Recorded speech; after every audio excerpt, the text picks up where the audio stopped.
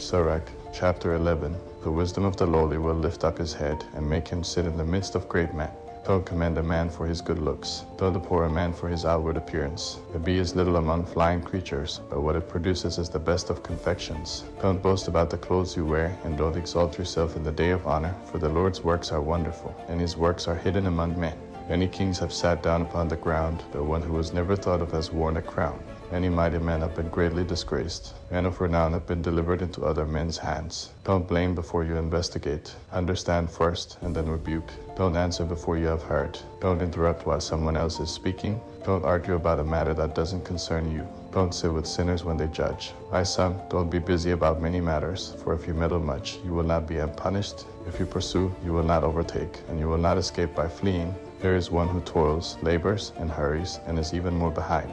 There is one who is sluggish and needs help, lacking in strength, and who abounds in poverty. But the Lord's eyes looked upon him for good, and he raised him up from his low condition, and lifted up his head so that many marveled at him. Good things and bad, life and death, poverty and riches are from the Lord. The Lord's gift remains with the godly. His good pleasure will prosper forever. One grows rich by his diligence and self-denial, and this is the portion of his reward. When he says, I have found rest, and now I will eat of my goods, he doesn't know how much time would pass until he leaves them to others and dies. Be steadfast in your covenant and be doing it, and grow old in your work. Don't marvel at the works of a sinner, but trust the Lord and stay in your labor. For it is an easy thing in the sight of the Lord to swiftly and suddenly make a poor man rich. The Lord's blessing is in the reward of the godly. He makes his blessing flourish in an hour that comes swiftly. Don't say, what use is there of me? What further good things can be mine? Don't say, I have enough. What harm could happen to me now? In the day of good things, bad things are forgotten. In the day of bad things, a man will not remember things that are good.